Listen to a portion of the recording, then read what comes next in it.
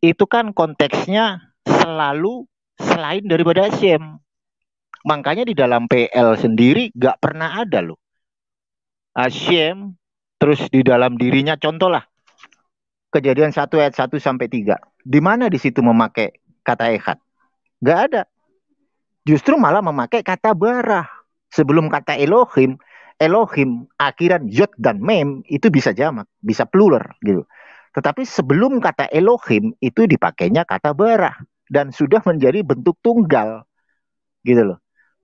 Ketika Hashem, ini Hashem yang satu nih, ketika Hashem dengan bangsa Israel itu bisa dikatakan ehad gitu loh. Contoh misal, baiklah kita menciptakan manusia menurut gambar dan rupa kita. Itu yang dipakai kita gitu loh. Kan jamak di situ.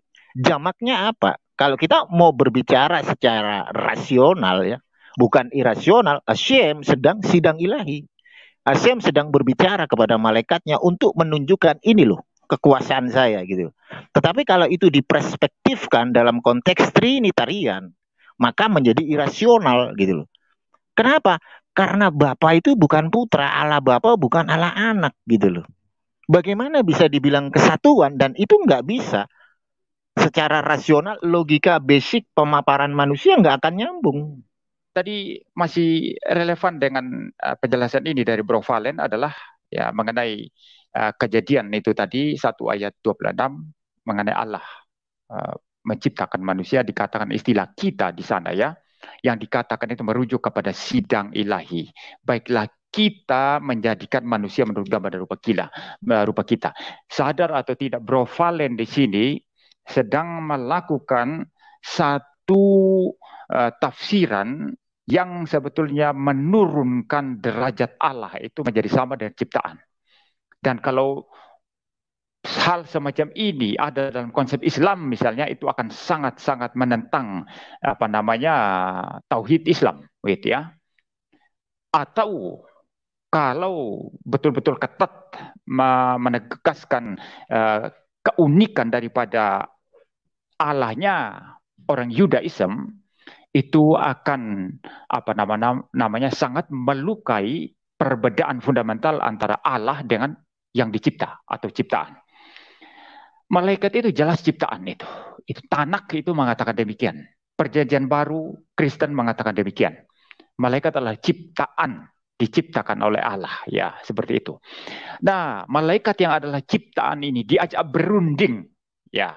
Lalu Tuhan berkata, baiklah kita. Perhatikan, berarti di sini maksudnya Tuhan dan para malaikat, sidang ilahi kata Bro Valen tadi ya. Baiklah kita menjadikan manusia, berarti malaikat juga ikut mencipta di sini ya. Baiklah kita menjadikan manusia menurut gambar dan rupa kita. Berarti manusia dicipta menurut gambar dan rupa Allah serta malaikat. Kesamaan apa antara malaikat dengan Elohim? Kesamaan apa? Tidak ada kesamaan apapun antara pencipta dan ciptaan. Malaikat hanyalah ciptaan. Mengapa bisa sampai dilibatkan dalam sidang ilahi, lalu menciptakan manusia sesuai dengan gambar Allah sekaligus gambar para malaikat? Itu konsekuensi logis tafsiran Bro Valen tadi. Bagi saya ini dalam teologi Kristen ini kecelakaan besar. Kalau melibatkan ciptaan di dalam satu penciptaan dan diajak untuk menciptakan sama-sama, menciptakan yang namanya manusia di dalam gambar dan rupa Allah dan juga para malaikat. Ini adalah satu penistaan terhadap eksistensi Allah yang transenden, yang melampaui segala sesuatu. Ya, jadi bagi saya ini sesuatu yang ya dalam pengertian Kristen ini sangat konyol kalau ditafsirkan demikian ya. Oke lah, silakan ditolak mengenai tafsiran Kristen yang mengatakan itu merujuk kepada kejamakan pribadi Allah. Tidak apa-apa, tapi tafsiran saudara Valen ini mempunyai problem yang luar biasa. Memelorotkan Allah yang sangat transenden itu menjadi sama dengan ciptaan, yaitu para malaikat.